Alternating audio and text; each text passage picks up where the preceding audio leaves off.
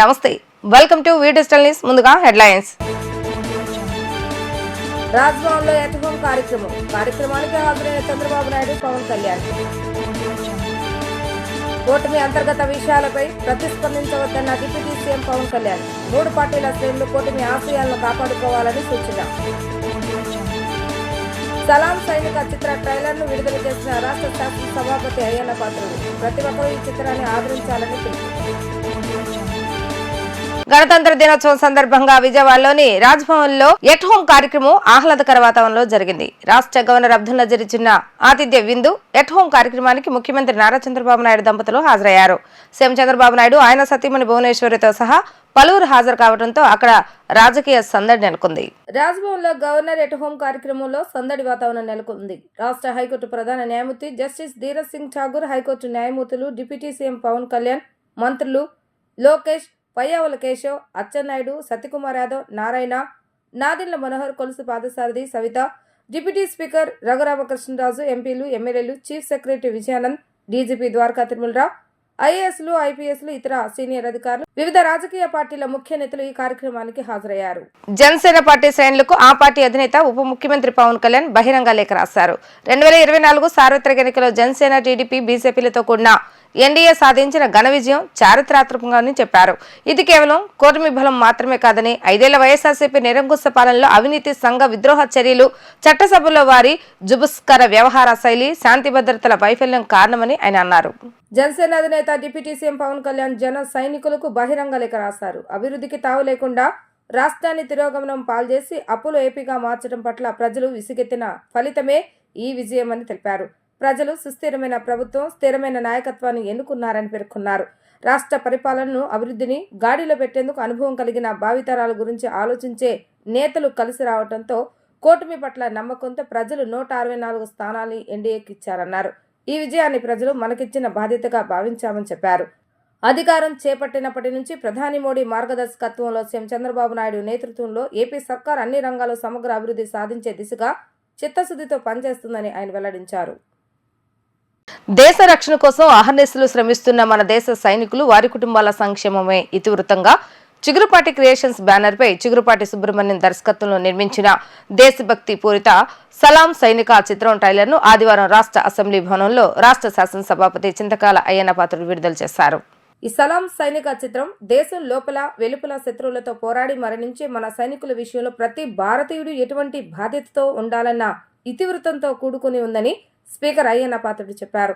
శత్రువులతో పోరాడే సమయంలో దురదృష్టవశాత్తు ఎవరైనా సైనికులు చనిపోతే దేశం కోసం వారు చేసిన త్యాగాలను దేశ ప్రజలు పూర్తిగా గుర్తించి అలాంటి కుటుంబాలు నిర్లక్ష్యానికి గురి కాకుండా చూడాల్సిన బాధ్యత దేశ పౌరులైన మనందరిపైన ఉందనే విషయాన్ని గుర్తు చేసే రీతిలో ఈ చిత్ర నిర్మాణం జరిగిందని పేర్కొన్నారు. ఈ సినిమా మొత్తం ఆంధ్రప్రదేశ్ రాష్ట్రంలోనూ చిత్రీకరించారని, దీనిలో 200 మంది వరకు కొత్త నటీనటులు నటించారని అన్నారు.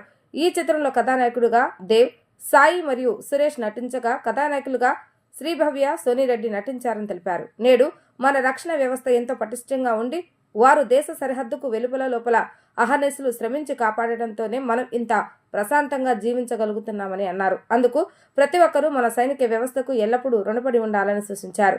మన దేశ సైనికులపై రూపొందించిన ఈ సలాం సైనిక చిత్రాన్ని సమాజంలోని ప్రతి ఒక్కరూ ఆదరిస్తారని కోరుకుంటున్నట్లుగా తెలిపారు.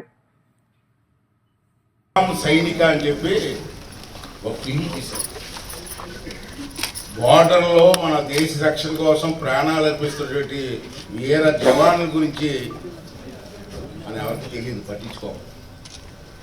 కానీ వాళ్ళు మంచిలో ఉండి చూశాను నేను ఒకసారి, మంచిలో ఉండి వాళ్ళ ప్రాణాలు కూడా ఉండి మనల్ని రక్షించడం కోసం, మనల్ని ఆదుకోవడం కోసం, మన దేశాన్ని కాపాడడం కోసం ఎంతో పోరాటం చేస్తున్నారు. అటువంటి వారికి మనం గుర్తింపు ఇవ్వలేకపోతున్నాం అనిపిస్తున్నారు. జమానా మిలిటరీలో పనిచేస్తున్నారా అది తేలిక మాట్లాడే పరిస్థితులు ఉన్నాయి కొన్ని ప్రాంతాల్లో. కానీ మన కోసం భార్య పిల్లల్ని తల్లిదండ్రులు వదిలేసి ఆ బార్డర్లో ప్రాణాలు అర్పిస్తున్నటువంటి సైనికులకి అందరం కూడా మర్చిపోకుండా వాళ్ళకి అండదండలు ఉండవలసిన అవసరం ఉంది. మన ఆశీర్వాదం వాళ్ళకి ఇవ్వాల్సిన అవసరం ఉంది. అటువంటి సబ్జెక్ట్ తీసుకొని ఈ పిల్లలు సలాం సైనిక అని చెప్పి ఒక ఫిల్మ్ తీశారు. దాని ట్రైలర్ కూడా ఇవాళ ఈ సందర్భంగా మంచి రోజు మనకి ఈ సందర్భంలో ఓపెన్ చేయాలని చెప్పి అందరూ నా దగ్గరకు వచ్చి చూశాను. నేను మన ట్రైలర్ కూడా చూశాను, మా ఇంటికి వస్తే చూపించారు, చాలా బ్రహ్మాండంగా తీశారు.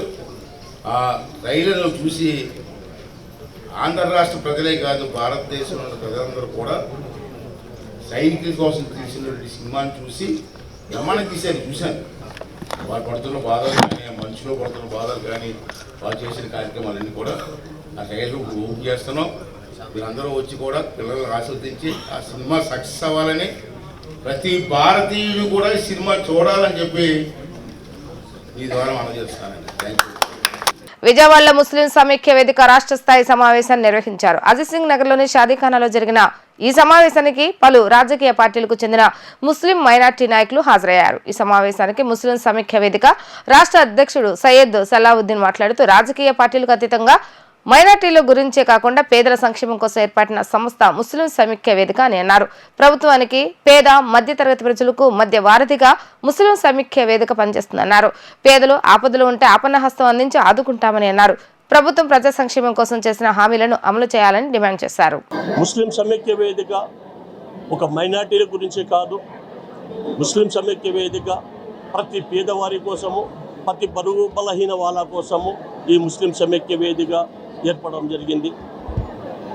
సోదరులారా, ప్రభుత్వానికి ప్రజలకు మధ్య మీడియేటర్గా ఈ ముస్లిం సమైక్య వేదిక పనిచేస్తుందని ఈ సభాముఖంగా తెలుపుకుంటున్నాము. ఇక్కడ కూడా ఎలాంటి ఆపదలో ఉన్నా కూడా పేదవారు కానీ, అలాగే బలహీన వర్గాలకు చెందిన వారు కానీ వాళ్లకు ముస్లిం సమైక్య వేదిక ఎల్లవేళ రాత్రి కాదు పగులు కాదు, మీకు ఎలాంటి ఆపద వచ్చినా కూడా ముస్లిం సమైక్య వేదిక మిమ్మల్ని ఆదుకుంటుందని చెప్పేసి సభాముఖంగా తెలుపుకుంటున్నాము. అలాగే ముస్లిం సమైక్య వేదిక ఏర్పడము, ఈరోజు ప్రమాణ స్వీకారం చేయడము ముఖ్య ఉద్దేశము, ఈరోజు మన దేశంలో రాజ్యాంగానికి తూట్టుపరిచే వాళ్ళు కొంతమంది ఉన్నారు. అలాంటి విషయాల మీద ముస్లిం సమైక్య వేదిక గలమెప్పుతుంది. ప్రభుత్వానికి ప్రజలకు రావాల్సిన ఫలాలపై ముస్లిం సమైక్య వేదిక ప్రభుత్వంతో డిమాండ్ చేసి వాళ్ళను పోరాడి ప్రజలకు వాళ్ళ ఫలితాలు అందించేటందుకు ముస్లిం సమైక్య వేదిక పనిచేస్తుందని ఈ మీడియా ముఖంగా మేము తెలుపుకుంటున్నాము. సెంట్రల్ నియోజకవర్గంలోని 33వ సత్యనారాయణపురం శివాలయం వద్ద శ్రీ సీతారామ కళ్యాణ మండపంలో వేద హాస్పిటల్ ఆధ్వర్యంలో ఉచిత మెగా వైద్య శిబిరాన్ని నిర్వహించారు. నిరుపేదలకు మెరుగైన వైద్యాన్ని ఉచితంగా అందజేయాలన్న సదుద్దేశంతో ఏర్పాటు చేసిన ఉచిత మెగా మెడికల్ క్యాంపుకు ముఖ్య అతిథిగా స్థానిక శాసనసభ్యులు ప్రభుత్వ విప్ బొండం ఉమామహేశ్వర హాజరయ్యారు. మెడికల్ క్యాంప్ నిర్వహణ తీరుతెన్నులను పరిశీలించి మెడికల్ క్యాంపుకు వచ్చిన రోగులకు ఉచితంగా మందులు పంపిణీ చేశారు. ఈ సందర్భంగా బొండ ఉమామహేశ్వర మాట్లాడుతూ వేదా హాస్పిటల్ ఆధ్వర్యంలో అనుభవం కలిగిన వైద్యులతో పేదలకు ఉచిత మెగా వైద్య శిబిరాన్ని ఏర్పాటు చేయడం అభినందనీయమని అన్నారు. ఎంతో ఖరీదైన వైద్య సేవలను సైతం మెడికల్ క్యాంపులో రోగులకు అందజేస్తున్నారని, ప్రజలు సద్వినియోగం చేసుకున్నందుకు ముందుకు రావడం సంతోషకరమని అన్నారు. అనంతరం వేద hospital managing director Yedlapati Sirisharani మాట్లాడుతూ వైద్య శిబిరంలో 10 మంది నిష్ణాతులైన వైద్యులు వైద్య సేవలు అందజేసినట్లుగా చెప్పారు. ఆర్థోపెడియన్, వెను సంబంధిత దంత పరీక్షలు, ఆయుర్వేద వైద్యంతో పాటు చిన్నపిల్లల వైద్య నిపుణులతో పరీక్షలు అన్ని నిర్వహించి ఉచితంగా మందులు అందజేస్తున్నట్లుగా వివరించారు. అనంతరం వేద హాస్పిటల్ నిర్వాహకులైన డాక్టర్ వై శేషసాయి మాట్లాడుతూ పేద ప్రజలకు ఉచిత రీతిన వైద్య సహాయం అందించాలని ముఖ్య ఉద్దేశంతో తమ హాస్పిటల్ ఆధ్వర్యంలో శ్రీ వేద చారిటబుల్ సేవా ట్రస్ట్ సహకారంతో వైద్య శిబిరాన్ని ఏర్పాటు చేశామని చెప్పారు. వైద్య శిబిరంలో రోగులకు ఉచితంగా మందులు కూడా అందజేస్తున్నామని వివరించారు.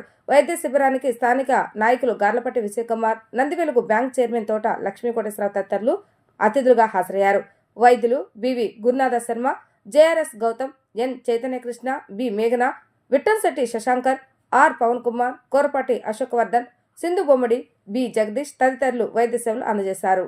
ఇక్కడ సీతారామ కళ్యాణ మండపంలో మెగా మెడికల్ క్యాంప్ని నిర్వహించడం సంతోషం. వాళ్ళకి వేద హాస్పిటల్ యాజమాన్యానికి సిబ్బందికి అభినందనలు తెలియజేస్తూ ఉన్నాం. ప్రతి హాస్పిటల్ కూడా ప్రైవేట్ హాస్పిటల్ వారు ఇలా ప్రజల్లోకి వచ్చి కొంచెం లాభాపేక్ష లేకుండా సేవ చేయాల్సినటువంటి అవసరం ఉంది. అటు ప్రభుత్వం నుంచి ఎన్టీఆర్ వైద్య సేవ ద్వారా దాదాపు 130 రకాల జబ్బులకి ఉచితంగా అన్ని హార్ట్, కిడ్నీ, అలాగే లంగ్స్, మన లివరు, అలాగే మిగతా మహిళలకు సంబంధించినటువంటి అన్ని వైద్యాలు కూడా ఉచితంగా చేస్తూ ఉన్నాం. ప్రైవేట్ హాస్పిటల్ కూడా పెద్ద మనసు చేసుకొని ప్రజలకి అండగా ఉండవలసిన అవసరం ఉంది. ఇవాళ వేద హాస్పిటల్లో ఇక్కడ పరీక్షలు చేయటమే కాకుండా ఉచితంగా మందులు ఇస్తున్నారు. వాళ్ళని హృదయపూర్వకంగా అభినందిస్తూ ఉన్నా. ఇలాంటి సేవలు భవిష్యత్తులో కూడా కొనసాగించాలని, ఇలాంటి హాస్పిటల్కి నేను నియోజకవర్గ శాసనసభ్యుడిగా ప్రభుత్వం తరఫున ఎప్పుడు అండగా ఉంటామని తెలియజేస్తూ మరొకసారి ఈ కార్యక్రమంలో భాగస్వాములందరినీ కూడా అభినందనలు తెలియజేస్తాను. ఈ మెడికల్ క్యాంపునకు ఇప్పటివరకు 350 మంది వరకు రిజిస్ట్రేషన్ చేసుకున్నారు. 200 మందికి ఆల్రెడీ మేము సర్వీసెస్ ఇప్పటిదాకా ఇచ్చామండి. ఇంకా రిజిస్ట్రేషన్ చేసుకునే వాళ్ళు చాలామంది ఉన్నారు. అందరూ ఈ మెగా మెడికల్ క్యాంప్ను ఉపయోగించుకోవాలని, ఇక్కడ మేము చేసే BMD, వైబ్రో చెక్, మిగిలిన మెడికల్ టెస్ట్ అన్ని ఉపయోగించుకొని మంచి ఆరోగ్యంతో అందరూ ఉండాలని మనస్ఫూర్తిగా కోరుకుంటున్నాను. అందరికీ నమస్కారం అండి. నేను doctor Gurunath Sharma, orthopaedic surgeon, Veda hospital Satyanarayanapuram. ఈరోజు వేద హాస్పిటల్ వారు గణతంత్ర దినోత్సవం సందర్భంగా నిర్వహిస్తున్న ఈ మెగా మల్టీ స్పెషాలిటీ క్యాంప్కి విచ్చేసిన పేషెంట్స్ అందరికీ, అలాగే కవరేజ్ ఇస్తున్న మీడియా వారందరికీ, అలాగే నిర్వహిస్తున్న యాజమాన్యం Veda hospital doctor MD doctor Sirisha గారికి, అలాగే డాక్టర్ శేషాయి గారికి అందరికీ ధన్యవాదాలు తెలుపుకుంటున్నామండి. ఈ క్యాంప్ని అందరూ సద్వినియోగం చేసుకోవాలి. ఈ క్యాంపులో అన్ని రకాల బ్లడ్ టెస్టులు, అలాగే ఎముకల సాంద్రతకు సంబంధించిన BMT టెస్టు, వైబ్రో చెక్ టెస్టు, అలాగే ECG కూడా ఫ్రీగా చేయడం జరుగుతుంది. ఎంతోమందికి అవసరమైనంత వరకు మెడిసిన్స్ కూడా ఫ్రీగా ఇవ్వడం జరుగుతుంది. సో విజయవాడ వాస్తవ్యులందరూ ఈ క్యాంపును సద్వినియోగం పరచుకోవాలని కోరుకుంటున్నామండి. నేను doctor Gurunath Sharma, orthopaedic surgeon. నా పేరు శ్రీలక్ష్మి అండి. ఈ వేద చారిటబుల్ ట్రస్ట్లో వన్ ఆఫ్ ది మెంబర్స్.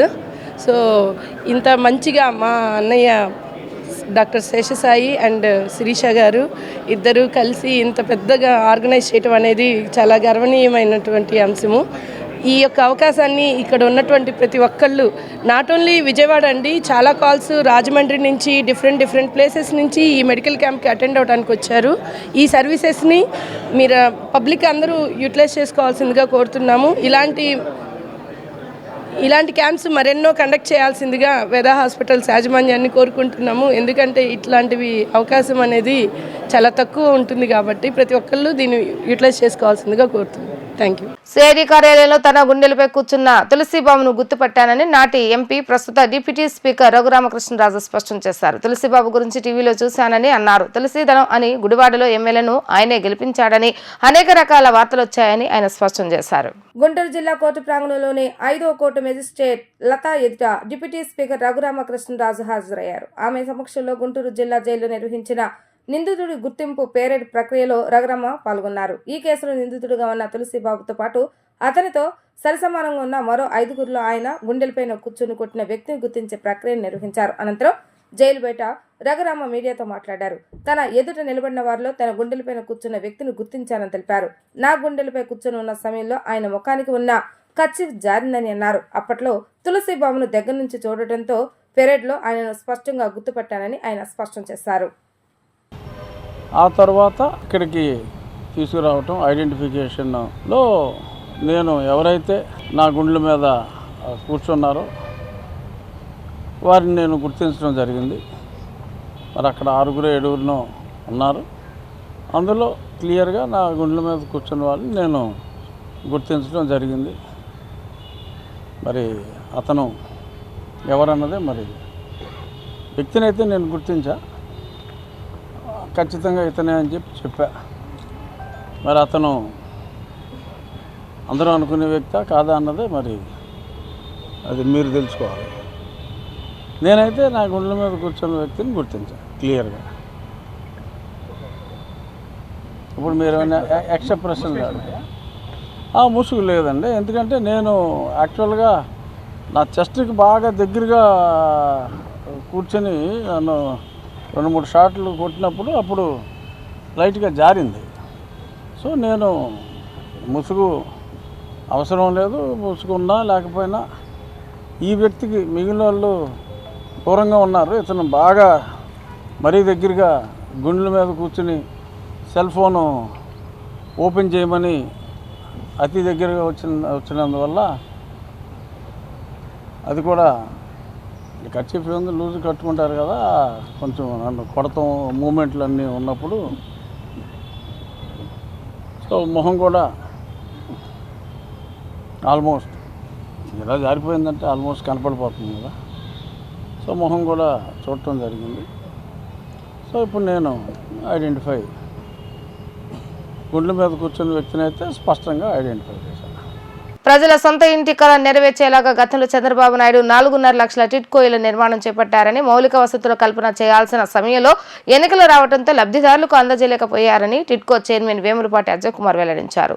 తర్వాత వచ్చిన వైసీపీ ప్రభుత్వం టిట్కో ఇళ్ల విషయంలో నిర్లక్ష్యపు వైఖరి అవలంబిస్తుందని, కూటమి ప్రభుత్వం వచ్చాక ముఖ్యమంత్రి నారా చంద్రబాబు నాయుడు ఆదేశాల మేరకు జూన్ నాటికి మౌలిక వసతుల కల్పన చేసి కొన్ని ఇళ్లైనా లబ్ధిదారులకు అందజేయాలని నిర్ణయం తీసుకున్నట్లుగా స్పష్టం చేశారు. జక్కంపూడిలోని టిట్కో ఇళ్లను టిట్కో చైర్మన్ వేములపాటి అజయ్ కుమార్ పరిశీలించారు. ఈ సందర్భంగా అజయ్ కుమార్ మాట్లాడుతూ తెలుగుదేశం ప్రభుత్వం ప్రతిష్టాత్మకంగా చేపట్టిన టిట్కో ఇళ్ల నిర్మాణ పనులు, మౌలిక వసతులు కల్పన చివరి దశలో ఎన్నికలు రావడంతో లబ్ధిదారులకు ఇళ్లను అందించలేకపోయామన్నారు. గత ప్రభుత్వం నిర్లక్ష్యం వల్ల 100 కోట్ల ప్రజాధనం వృధా అయిందన్నారు. టిట్కో ఇళ్లకు నిధులు కేటాయించకుండా కొద్దిపాటి పనులు కూడా చేయలేదన్నారు. ముఖ్యమంత్రి నారా చంద్రబాబు నాయుడు ఆదేశాల మేరకు ఇళ్లను లబ్ధిదారులకు అందజేయడానికి చర్యలు తీసుకుంటున్నట్లుగా తెలిపారు. మౌలిక వసతులు పూర్తి చేసి జూన్ నాటికి ఇళ్లను లబ్ధిదారులకు అప్పగిస్తామని అన్నారు. స్థలాలు ఇచ్చిన రైతులకు కూడా గత ప్రభుత్వం డబ్బులు చెల్లించలేదని, ఈ అంశాన్ని కూడా పరిశీలిస్తున్నట్లుగా చెప్పారు. మళ్ళీ చంద్రబాబు నాయుడు గారి ప్రభుత్వం, పవన్ కళ్యాణ్ గారు డిప్యూటీ సీఎంగా, నారాయణ గారు మున్సిపల్ శాఖ మార్చులుగా టిడ్కో మీద ప్రత్యేక శ్రద్ధ పెట్టి ఈ మధ్యనే ఒక డైరెక్షన్ ఇవ్వడం జరిగింది. జూన్ నాటికి, అంటే ఒక సంవత్సరం మన ప్రభుత్వం కంప్లీట్ చేసే నాటికి ఈ 2 బెడ్రూమ్ హౌసెస్ ప్లస్ అంటే 430 చదరపు అడుగులు, అలాగే 365 చదరపు అడుగు ఇల్లు కంప్లీట్ చేసి, ఇల్లు కంప్లీట్ చేయడమే కాదు, ఇన్ఫ్రా అంటే దీనికి కావాల్సిన ఏదైతే ఉన్నాయో మౌలిక సదుపాయాలు అన్నీ కూడా కంప్లీట్ చేసి ఇక్కడ లబ్ధిదారులందరూ వచ్చి నివాస యోగ్యంగా చేసి ఇవ్వాల్సిన చెప్పి ఒక నిర్ణయం తీసుకొని దానికి అనుగుణంగా ఒక 4,500 కోట్లు కట్టుకొని లోన్ కూడా శాంక్షన్ అయింది. అలాగే మిగిలినవి కూడా చూస్తున్నాము. ఎంత త్వరితగతిన ఇవి కంప్లీట్ చేయొచ్చు వాటిని నిర్మాణాలు ఇమ్మీడియట్గా, ఇన్ఫ్యాక్ట్ ఇక్కడ ఉన్న కాంట్రాక్టర్లందరినీ పిలవడం జరిగింది. వాళ్ళు ఒక బాధలు వాళ్ళు చెప్తున్నారు. పేమెంట్లు రిలీజ్ స్టార్ట్ చేస్తున్నారు పేమెంట్స్ రిలీజ్ చేయడం వాళ్ళకి. సో త్వరలో ఇవన్నీ కంప్లీట్ చేసి ఏవైతే ఈ జక్కంపూడి లేఅవుట్లో మెయిన్గా 2 బెడ్రూమ్ అంటే 365 చదరపు అడుగులు, 430 చదరపు అడుగులు ఏవైతే ఉన్నాయో వాటితో కూడా కావాల్సిన మౌలిక సదుపాయాలు, రోడ్లు అయితేమి, లైటింగ్ అయితేమి, ఎస్టీపీలు అయితేమి, తాగునీటి అయితేమి, మిగిలినవన్నీ కూడా కంప్లీట్ చేసి ఎవరికైతే లబ్ధిదారులు ఉన్నారో వాళ్ళకి ఇచ్చి వీటిని అంతా కూడా ఫుల్లీ ఆక్యుపైడ్ స్టేట్కి తీసుకురావాలని చెప్పి చాలా గట్టి దీని మీద ఉన్నాం. దీని మీదే ఇవాళ అసలు ఏం పరిస్థితి ఉంది, ఒక టిడ్కో చైర్మన్గా నేను అన్ని కాలనీలు విజిట్ చేస్తున్నాను.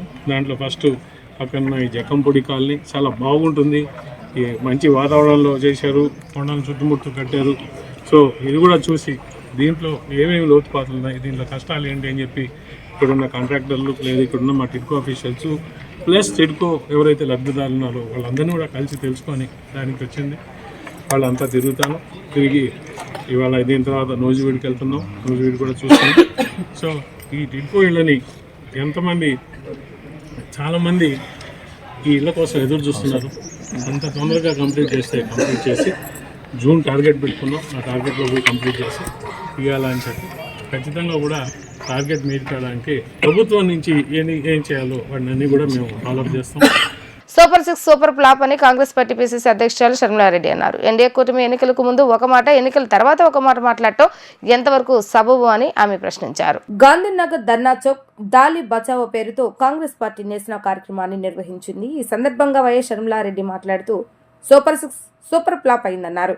సీఎం చంద్రబాబు నాయుడు పెట్టిన తొలి సంతకం డిఎస్సి ఇంతవరకు కార్యరూపం దాల్చలేదని అన్నారు. ఎన్నికల సమయంలో ప్రజలకు ఇచ్చిన వాగ్దానాలను అమలు చేయాలని డిమాండ్ చేసిన ప్రతిసారి గత ప్రభుత్వం తప్పిదాల వల్ల అమలు చేయలేకపోతున్నామని కుంటి సాకులు చెప్పడం సమంజసం కాదని షర్మిల నిప్పులు చెరిగారు. వాగ్దానాలు చేసే ముందు విషయం తెలుసుకోకుండా ఎందుకు చేయాలని ఆమె ప్రశ్నించారు.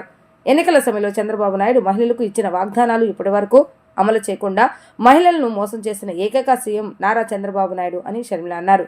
ప్రజలకు చేసిన వాగ్దానాలను అమలు చేసే వరకు కాంగ్రెస్ పార్టీ ప్రజాపక్షం వహించి పోరాటం చేస్తామని అన్నారు. చంద్రబాబు గారు ఎన్నికలకు ముందు ఇచ్చిన హామీలే సూపర్ 6. ఒక రియల్ ఎస్టేట్ వెంచర్ ఎట్లా మొదలు పెడితే ఒక బ్రోషర్ తయారు చేసి ఆ బ్రోషర్ని సర్క్యులేట్ చేసి మార్కెటింగ్ చేసుకుంటారో అలా చంద్రబాబు గారు సూపర్ 6 కోసం ఒక బ్రోషర్ ఉందా? సూపర్ 6 కోసం ఒక బ్రోషర్ తయారు చేసి దాన్ని ప్రజలకు పంచిపెట్టారు. మరి ఎన్నికలు అయిపోయాయి, ప్రజలు నమ్మి ఓట్లేశారు, చంద్రబాబు గారు ముఖ్యమంత్రి కూడా అయ్యారు. కానీ ఏరు దాటేంత వరకే ఓడమల్లన్న, ఏరు దాటినాక బోడి మల్లన్న. అదే జరుగుతుంది ఇక్కడ మన రాష్ట్రంలో కూడా. చంద్రబాబు గారు సూపర్ 6లో భాగంగా ఇచ్చిన వాగ్దానాలు ప్రతి రైతుకి సంవత్సరానికి 20,000 చొప్పున ఇస్తామని చెప్పారు. స్కూలుకు వెళ్తున్న బిడ్డలకు 15,000 సంవత్సరానికి ఇస్తామని చెప్పారు. 18 ఏళ్ళు నిండిన మహిళలందరికీ 1,500 ప్రతి నెలా ఇస్తామన్నారు. 20 లక్షల ఉద్యోగాలు ఇస్తామన్నారు. లేదా 3,000 రూపాయలు నిరుద్యోగ భృతి ప్రతి నెలా ఇస్తామన్నారు. 3 సిలిండర్లు ఉచితమన్నారు సంవత్సరానికి. మహిళలకు ఉచితంగా బస్సు ప్రయాణం అని చెప్పారు. ఏమయ్యాయి చంద్రబాబు గారు అని అడుగుతున్నాం. ఎంత మటుకు అమలయ్యాయి మీ సూపర్ 6 అని అడుగుతున్నాం. మీరు అధికారంలోకి వచ్చి 7 నెలలు దాటిపోయింది, కానీ ప్రజలకేం ఒరిగింది అని అడుగుతున్నాం.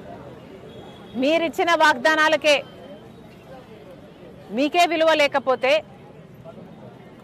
నెరవేర్చాలన్న చిత్తశుద్ధి మీకే లేకపోతే ఇంకా ఎలా నెరవేరుతాయని అడుగుతున్నాం.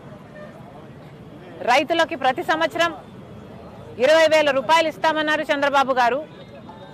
7 నెలలు గడిచేపోయాయి. మొదట్లో 3 విడతలుగా 20,000 రూపాయలు ఇస్తామన్న వాళ్ళు, ఆ తర్వాత కేంద్రం 10,000 ఇస్తుంది, PM కిసాన్ యోజన కింద మేం 10,000 ఇస్తామన్నారు. ఇంతవరకు ఇచ్చింది అయితే రూపాయి కూడా లేదు. వార్తలు ముగించే ముందు హెడ్లైన్స్ మరొకసారి. రాజ్భవన్లో ఎట్ హోమ్ కార్యక్రమానికి హాజరైన చంద్రబాబు నాయుడు, పవన్ కళ్యాణ్. కూటమి అంతర్గత విషయాలపై ప్రతిస్పందించవద్దన్న డిప్యూటీ సీఎం పవన్ కళ్యాణ్. 3 పార్టీల శ్రేణులు కూటమి ఆశయాలను కాపాడుకోవాలని సూచన. సలాం సైనిక చిత్ర ట్రైలర్ను విడుదల చేసిన రాష్ట్ర శాసన సభాపతి అయ్యన్న పాత్రుడు. ప్రతి ఒక్కరూ ఈ చిత్రాన్ని ఆదరించాలని పిలుపు. ఇవి ఈ రోజు వార్తా విశేషాలు. మరలా తిరిగి ప్రసారమైన వార్తలు మళ్ళీ కలుద్దాం. అందరికీ సెలవు, నమస్కారం.